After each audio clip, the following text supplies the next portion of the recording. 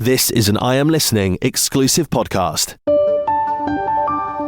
Put yourself forward for these awards. You have to be your biggest cheerleader for your career, right? And people ask me about Young Women Engineer of the Year. Did you put yourself in for that? Yes, I got recommended to do it on Twitter. I never would have really done it if no one pushed me forward for it. Said to my manager at the time, I was like, I'm thinking of doing this. Yes, apply, I'll help you. And You have to be your own cheerleader in this space. And then you can reap the benefits and learn and get that feedback and get yourself out there from a personal brand perspective. I'm Nimi Gilder. I'm Harriet Taylor. And you're listening to Tech Girl Energy. Join us each episode as we dive into a different area of engineering and technology. And show you where a career in tech could take you.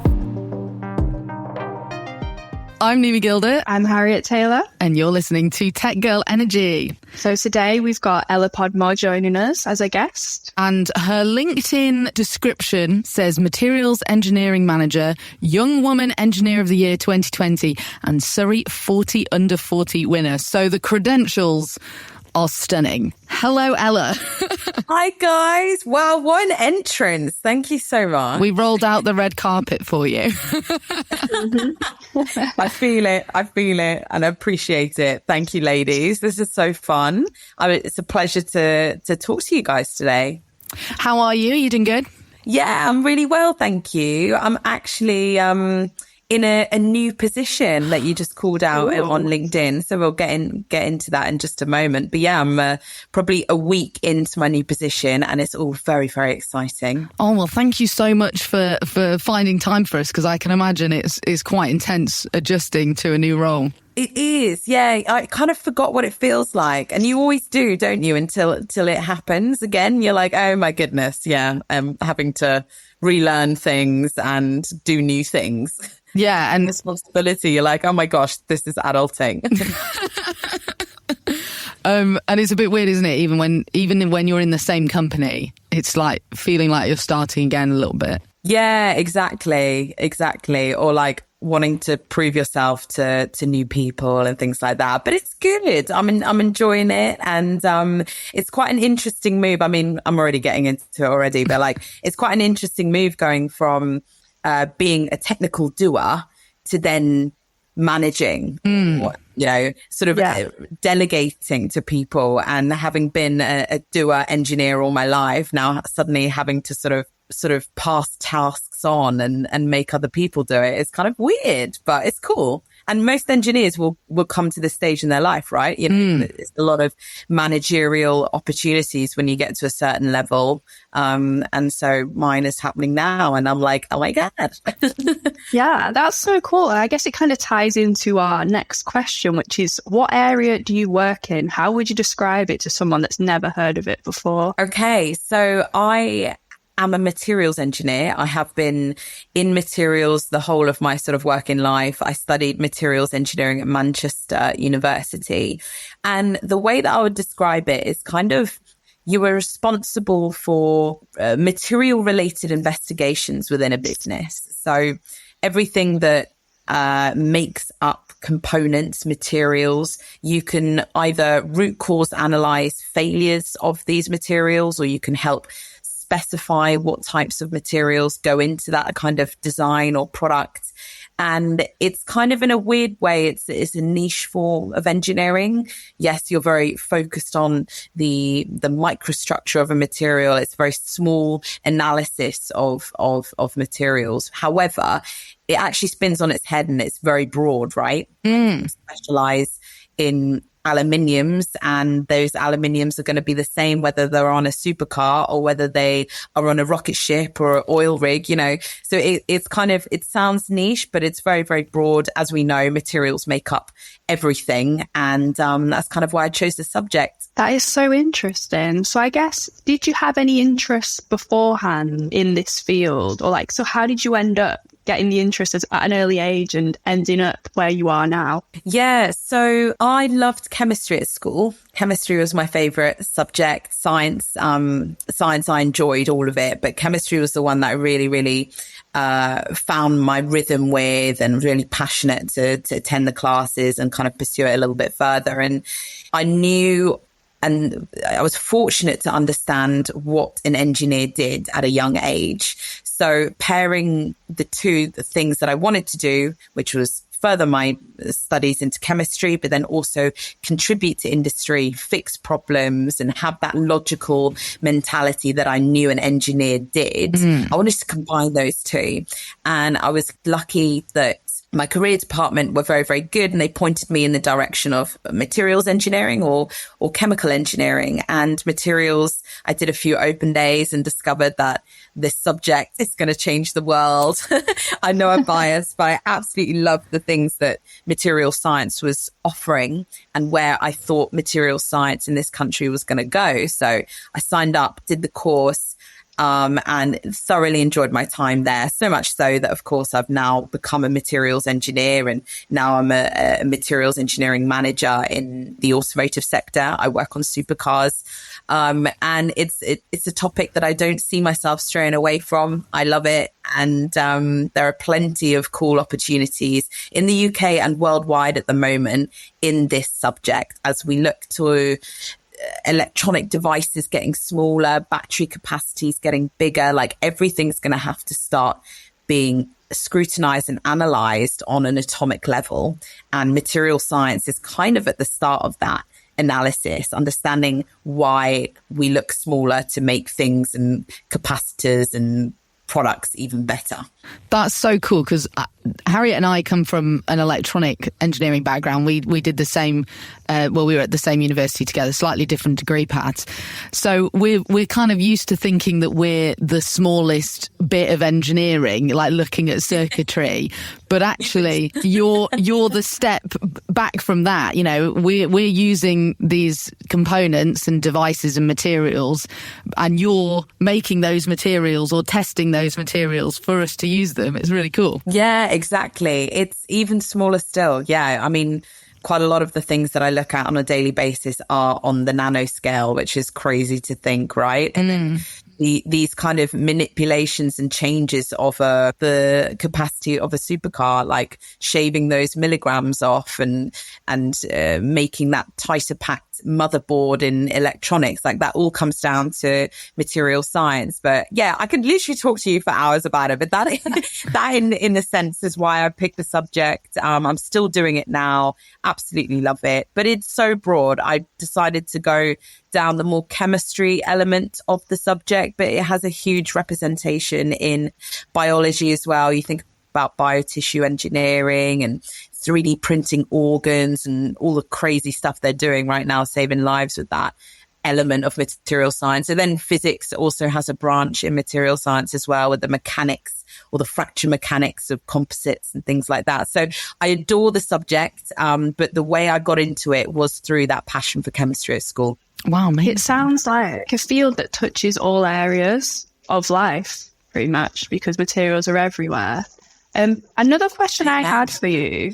Yeah, amen. Amen. Do you have like a particular inspiration or role model that you look up to? Oh gosh, yes. Yes, I have loads. And it's a good topic, right? Because I feel role models, especially in sort of the diversity piece of STEM, are important. It's difficult to, when you haven't got people who look like you and working in the field and sector that you want to enter into, it's difficult to sort of picture yourself working in those sectors if you can't relate directly. But that's why I encourage people to have role models, not just in their subject. Beyonce's a role model, let's be clear. She's a diva, she's a queen. Like, so many things in my life have been because of my appreciation for her. But with role models in terms of material science or even just science in general, Alan Turing has been the biggest role model in my life. Like, I love what he stood for and the hardship and everything that he had to fight for in his life, and still the miraculous things that he has done to shape technology in this country and to shape computing. And, it's phenomenal. So he's always had a very, very special place in my heart, which sure you guys in your background resonate with. Yeah, for sure. Yeah, he was the reason. And especially in Manchester. Oh, exactly. snap. Yeah, no, I absolutely adore him. And then, gosh, all the greats that were up there as well, Rutherford and the sort of Pankhurst sisters and everything. So yeah, I have like a lot of role models in terms of what they represent in science, and role models who I think are incredible women leaders in the world right now. But it's important to have that diversification. It's okay if you don't know key figures in science, but you have idols that you want to sort of take various characteristics and behaviors from. It's so important to do your research, use social media, use LinkedIn, and see who's out there that you can take inspiration from for your own journey. Yeah, I think that's a really good point. And I think you've done so much work to become a role model for people, because obviously you're not just Ella Podmore, you're Ella Podmore MBE. Wow. You're too kind. Thank you. I know. What on earth is going on? What is that? But I think that's incredible. And yeah, I absolutely agree on having that diversification. I think a lot of us going into engineering, you know, I was very lucky that my mum was a chartered engineer. So I had that role model bolted into the family. Yes, but how useful to even understand chartership from her as well. Yeah. To understand it and then not do it. But you knew what it is, and you were like, that's not for me. Oh, that's life learnings. I respect that. It's too much work. I've already done a PhD. I've done enough paperwork for the rest of my life. Completed it, girl. So I really want to dive into, obviously, your industry that you do material science and material engineering in, automotive. Yeah. When you started studying, did you know that you wanted to go into that industry straight away, or did you kind of find your route there? So I knew that I wanted to be a materials engineer. That was very, very clear from my love for the subject and how I navigated through to doing that at university. Now, cars specifically was kind of always on my radar because I grew up in an environment where my father had plenty of cars. He was a top tinkerer, always taking things apart and passing it around the dinner table before we were sort of eating our food. We were sort of looking at components thinking, why is that going there? And so it instilled a very logical thought process in me when I was young. And I've always had like a familiarization with vehicles. But I never really thought that I would go into the automotive industry. I grew up watching the Grand Prix. I went to motorsport shows and loved the excitement of it. I'm a sporty girl at heart as well. So that kind of desire in a high performance environment to do better and shave seconds off lap times. And it was all very appealing to me from a spectator's point of view. I loved cars and supercars. I had pictures of cars in my bedroom sort of as motivational pieces to get through my coursework. I was like, right, I'm going to work hard. I'm going to own one of these cars one day. It wasn't from a place of where I was working. And it was only when I was looking up at some of these supercars on my bedroom wall that I was like, actually, let's combine two passions here. I want to be a materials engineer. This is a brand that I absolutely love, my favorite car on the wall. And why not I write a letter to this company and see if they have a position? And they didn't have any online application forms. I just simply wrote this letter, sent it off, didn't think much of it. You know what it's like when you're in the rhythm of sending all these applications off. And a few months later, this company got back to me and said, right, let's take you down for an interview and see if you can demonstrate knowledge of vehicles.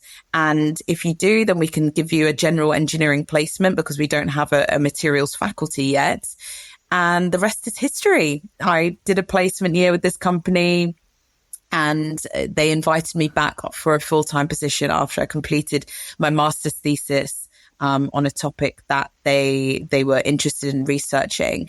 But what I want people to take away from that, in a world where we're so governed by online application forms or making sure that we have to jump through the hoops in order to get that, or do the right thing on LinkedIn, stuff like that, there is so many avenues to get to where you want to get to. And engineering and large corporations should be no different. If you aspire to be part of a sector, to be part of a company, why not write a letter or approach someone on LinkedIn? Like, there is literally nothing to lose when you're a student wanting to get in your foot in the door. Why not write those letters or turn up and ask those questions at open days or career fairs and things like that? There's literally nothing to lose. And that's kind of how my whole journey started. And I'm at that company still, as you guys know, 7 years later, absolutely loving it, all from that one letter. I like how you essentially did the equivalent of sliding into someone's DMs.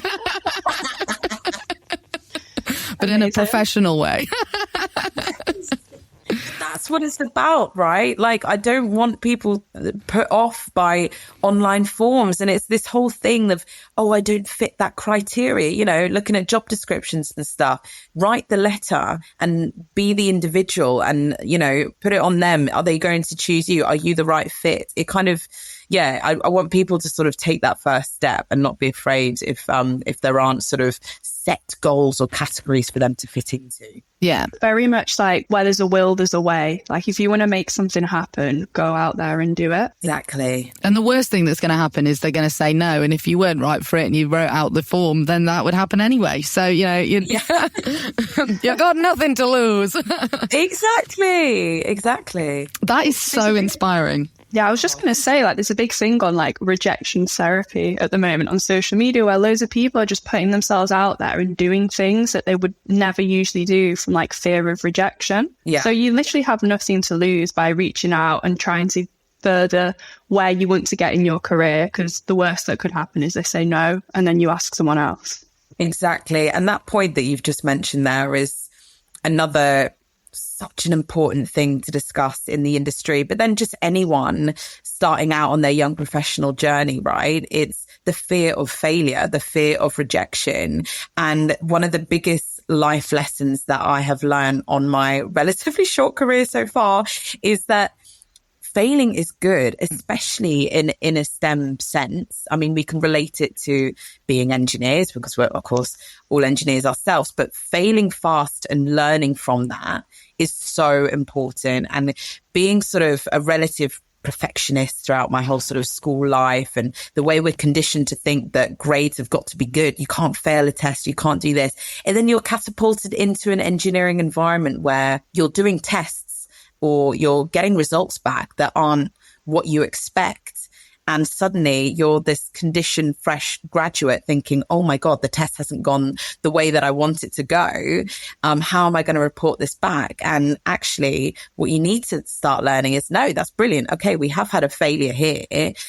How are we going to learn from this? How are we going to improve product? If we were getting okay results the whole time, there'd be no point. There would be no point. Yeah. Exactly. And that's this fear of failure is really crippling, I think, for students and people who are leaving schools in particular, and then being in an environment where they're suddenly told to pick themselves back up really quickly if you do have a slip, because we're not conditioned or taught how to do that. Yeah. And I think approaching engineering problems as well. I definitely suffered from this doing my PhD. As a perfectionist, you know, you want to just immediately write some code or run a test and it work. You know, you have this big fear of taking that first step because you want to get it right first time. And that's not engineering. You know, engineering is an iterative process. Yeah. It's data gathering. It's doing something, a little something, testing it, and then working on it and doing it again, and constantly failing. Yeah, because you miss every shot you don't take, right? So if you're not doing anything, you're never going to get anywhere. I think it's a really good and healthy way to look at it. Yeah, and the same, I think, could be taken from the application process, what you were mentioning, that fear of rejection. If you are acing interviews or going straight through into assessment centres on every application you do, you're never going to learn what works and what doesn't work. Like, it's a tough process to go through, and we know it's also difficult, but actually the learnings and the building of your individuality comes from those moments. And also, like, any feedback you get helps you going forward. And I always talk about this, whether it's applications or in the radio industry, which is obviously very different. But when you're like applying for awards, stuff like that, when you're putting entries in, and this can be any kind of award, any feedback you get is so valuable because you can use that data to then move forward and improve. Exactly. And let's touch upon that, right? Awards, putting yourself in for awards. I love that. Like, so many people think, and they see this sort of space in STEM that they have, like celebrating young leaders and celebrating women in the space, ethnic minorities in the space. Put yourself forward for these awards. You have to be your biggest cheerleader for your career, right? And people ask me about Young Women Engineer of the Year. Did you put yourself in for that? Yes, I got recommended to do it on Twitter. I never would have really done it if no one pushed me forward for it. Said to my manager at the time, I was like, oh, I'm thinking of doing this. Yes, apply, I'll help you. And you have to be your own cheerleader in this space. And then you can reap the benefits and learn and get that feedback and get yourself out there from a personal brand perspective.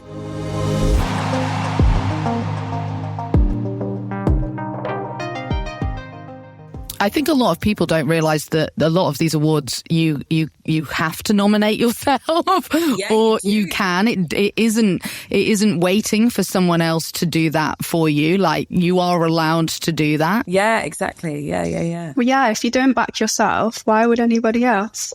Amen. It's true. So true. There's quite a lot, I think, of sort of the work background, the engineering background. I'm interested to know what you do outside of work and what your other interests are. Oh, that's a good question. Okay, so as you know, very, very passionate about STEM, and that does kind of trickle into my extracurricular activities. Adore what I do from a job perspective. And in my spare time, I do spend a lot of time sort of mentoring students to find the same passion and love that I did in science, but specifically materials engineering as well. But something I've learned during that process of being a STEM ambassador and sort of communicating is that I really enjoy like public speaking. So I do, and that kind of was birthed through being a STEM ambassador and doing the work that I do at my automotive company that I'm in as well. And I do a lot of speeches at schools, graduation ceremonies, and it's just such a lovely, rewarding sort of side hustle that I've got going on at the moment, like seeing students reach these milestones and embark on their journey, and you're speaking and hopefully giving some sort of nuggets of wisdom and seeing their faces, and you're like, oh my God, this is the start of their journey. And it's so lovely to see it. I went back to Manchester just earlier this year to give the graduation speech, and it was such a full circle moment. Like, wow. I was standing on that stage with this frog in my throat, like, oh my God, hold it together. Because seeing these sort of like bright eyed students being like, oh my God, the world is mine. Like, what shall I do? And it was so, so lovely. So I do a lot of that. And on top of that, I mentioned it earlier, I love sports. I play a lot of tennis. I am quite competitive, as you can imagine, the nature of my job role as well. If I'm not sort of working on high performance supercars, then I want to win at tennis against my brother. Plainly, I gotta love that. Gotta beat it. Someone's got to do it. Yeah. So no, love the sports element as well. And then just generally socializing. Going out, having fun, attending music concerts, love a festival. It's so important that people hear that. Engineers don't always just go home and write code. Engineers go to Glastonbury. Yeah. Get a girl that can do both. Get a girl that can do both. That's it, Queen.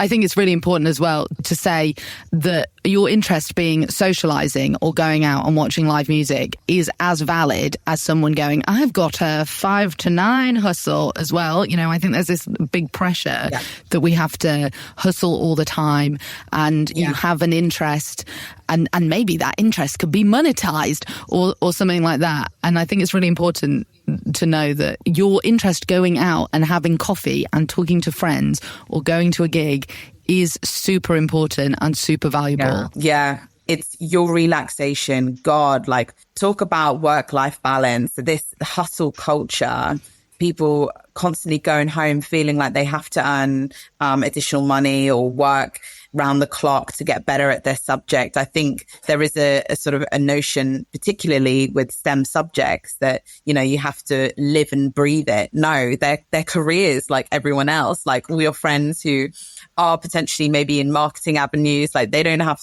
that. There's no stigma associated with them having to read books and have like textbooks on their birthday list kind of thing. Like it's a really, really weird and annotation and stigma that you have to sort of be a brain box to go into STEM. You have to be constantly studying and stuff. Of course it helps, but you know, you've got to just find your passion. But the work-life balance thing, I think, is a really interesting topic, especially like post-COVID, where people are working from home a lot. We've got hybrid working. Social media is now such a huge part of our lives. Like, we're really influenced by it, and people not switching off, it's really difficult. And I find myself doing it as well. Oh my goodness. I love my subject. I'm constantly going to sort of lectures on it in my spare time and things like that. But then also have a relatively small social media presence, and I want to lean into it. And then I find myself coming home, doing a video or talking about the topics or mentoring students. And I'm like, when am I switching off, girl? That's why Glastonbury gets booked. That's why Spa Weekends happen. Like, it's so important. And the earlier you can realize this in your career, obviously, the better you can factor in these times, your down times, your relaxation times. And then it makes have it all. Yeah. Because you need that downtime to then be able to be at your best. Like, I find it with radio, if I don't take time off, I will feel myself like kind of losing creativity, running out of that extra spark. And I'll be like, why are all my ideas rubbish? Oh, I haven't had any time off for 3 months.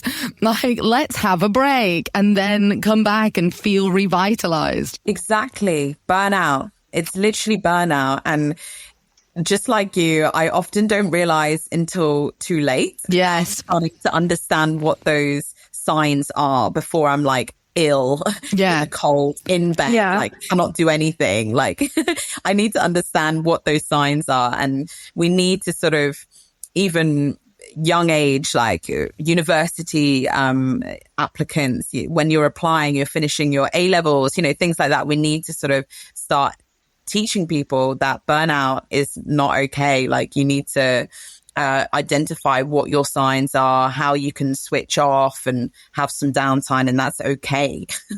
Yeah, for sure. Yeah. Well, I think a lot of the time as well, people think that we're a bit like robots in a sense, computers. Like, if you want to get something done, you can get it done, forgetting the sort of human aspects of life as well. Yeah, yeah. Like, we can't just be churning out products all the time. We can't be being productive all the time. You do need some downtime. Like me, I work in front of a computer screen most of the time. And what I've realized recently is just going for a quick walk for 10 or 15 minutes. Yeah. Getting out of the house, getting out in the fresh air can even help me with my work, come up with like loads of ideas and stuff like that I wouldn't have done just sat down staring at a screen, panicking over not getting something done in time for a deadline. So yeah, I think it's very important. Exercise is fresh air exercise is such a good one. I'm doing like workouts at lunch now. Usually with a little bit of like a sweaty face at the desk, but my God, like just getting the blood pumping and making decisions after lunch when everyone else is sort of there, like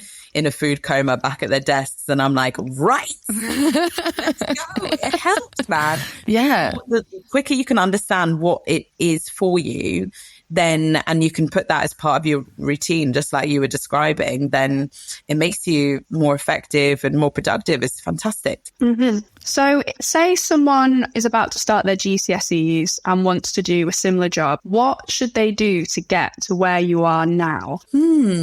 Okay. So at GCSE level, you have 101 things going on at that time. So don't put a huge amount of pressure on yourself to sort of complete huge activities. What I would recommend is really use the internet and use YouTube, use TEDx, like see as much exposure if you want to get into engineering as possible, because engineering is so broad and you're not taught engineering in a classroom at school. So when you're trying to make these decisions about starting your GCSE subjects, see what really interests you. And I think YouTube, TEDx, and understanding those different professions from a visual video, a short 10-minute video, is actually a really nice break from studying as well.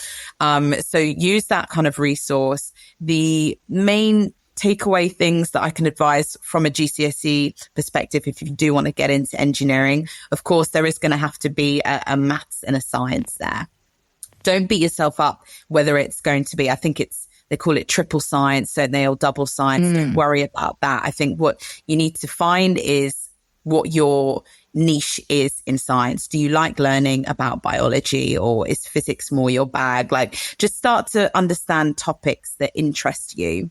When you make those GCSE choices, you will have opportunities to do things like final year projects or maybe group projects within that curriculum. And that's when it will be a really nice time to lean into what those topics that excite you are. You can do, maybe if it is motorsport or Formula One, you can do a physics topic that is related to that. Or if it is biology and you like understanding about, or sport, maybe you want to combine like the prosthetics and how that works in sport and things like that. So you can really start to tailor what gets you passionate in those subjects. But first and foremost, have some relaxation and get onto YouTube and see what's out there already. Don't add additional sort of courses on top of that, because I remember the feeling, well, it's so overwhelming. Find your niche in the subjects that you're learning and allow that to be explored in EPQ studies or final year projects, group projects. Allow that to be explored further.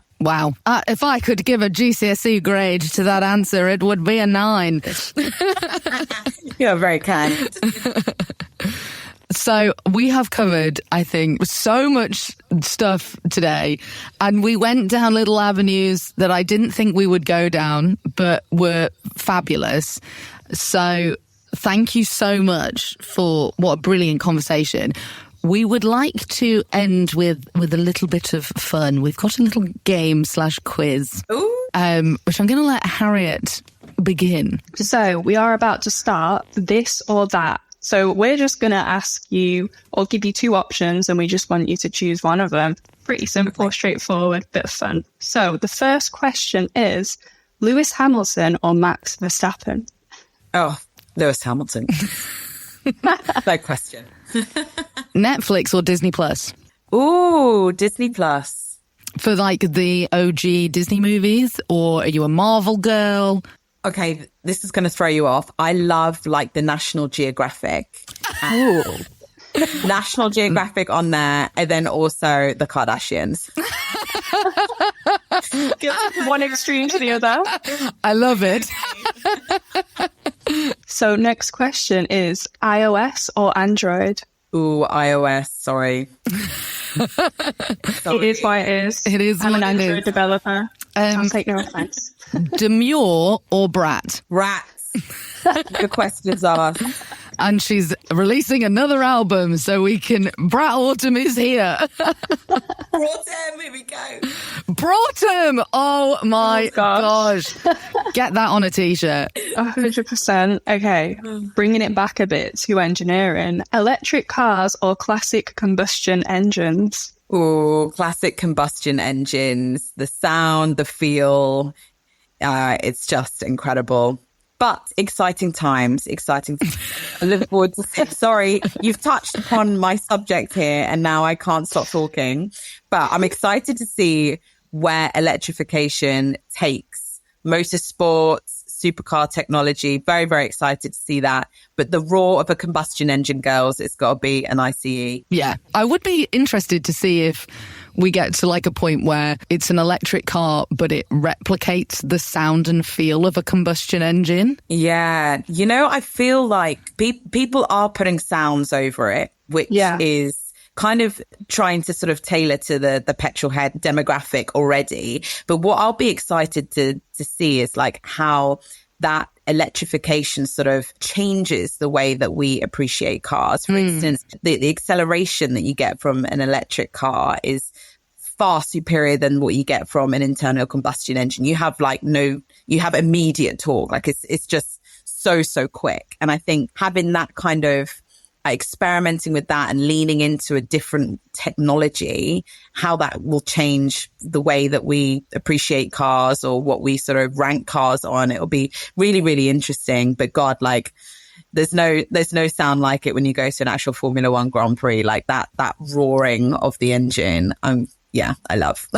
Yeah, well, I read somewhere online when they were doing user testing for a lot of electric cars, because they were so silent, they've actually had to incorporate sounds just to help pedestrians be able to hear cars approaching, because it was turning into a bit of a safety issue. But I'm not gonna lie. When I got my so I've just got a Toyota hybrid, not Spawn. But first time I turned it on, because it was in EV mode, I was like, is it working? Because couldn't hear anything. On exactly. It's isn't it? Right, moving away from engineering, a ski trip or beach holiday. Ooh. It's got to. I'm a water sports girly. It's got to be a beach holiday. I love to ski, but beach holiday. Nice. I guess we might know the answers to this next one already, based on previous conversation, but Met Gala or Glastonbury? Ooh, Glastonbury. Glastonbury is my Met Gala. It's as hard to get a ticket for Glastonbury as the Met Gala, probably. Yeah, true. How many times have you been to Glasgow? Only twice, but it's just such a beautiful, magical place. I can see myself doing that until I'm in a Zimmer frame. So space. You've caught the bug. Yeah, it's amazing. Coffee or tea? Oh, tea. Any particular kind, or just a classic English breakfast? Oh, I love an English breakfast, and it's got to be Yorkshire. Got to be Yorkshire tea, girls. It is a classic. Although apparently recently I read this in an article, Asda, their classic tea bags were rated by Which as the best tea bags. Stop. I know. That is a useful bit of information which I'll have to benchmark this weekend, I think. just so random. Take a trip to Asda. Again, not sponsored. It's going to be a wild one. I know, not sponsored. Okay, Monaco Grand Prix or Silverstone? Oh, Silverstone always have a special place in my heart because I have been there, done that. It's the home Grand Prix, but there's something about Monaco. No, do you know what? I'm staying with Silverstone. I think it's a more exciting race. It does have the potential to rain and it's not quite as glam, but from a spectator point of view and, sort of a sentimental point of view, yeah, it's Silverstone. Wow. Wasn't expecting that. Asking the tough questions. Yeah. Mm-hmm. Thank you so much for joining us on Tech Girl Energy. If someone wanted to follow you on socials or connect with you on LinkedIn, where can they find you? Oh, well, girls, it's been absolutely amazing. Thank you so much. It's just felt like chatting to two of my best mates. Yay! Yeah, seriously, you girls are queens as well, and I love what you're doing. Thank you. So it's been an honor to feature. Feel free to follow me on Instagram. It's Ella_Podmore. I'm on X as well. I'm also doing the TikTok thing. Nice. And, I'm trying to get better at it. I'm trying to put more sort of educational pieces out there as well. So follow me. If you want to see content, you send me a message message or comment on my stuff as well. And I'd love to see you there. Amazing. Thank you so much for joining us. It's been a great discussion. It's been fun. It really has. I don't want this to end. We'll stop recording and then we'll go get a drink. Thanks so much for listening to Tech Girl Energy. We'll see you next time.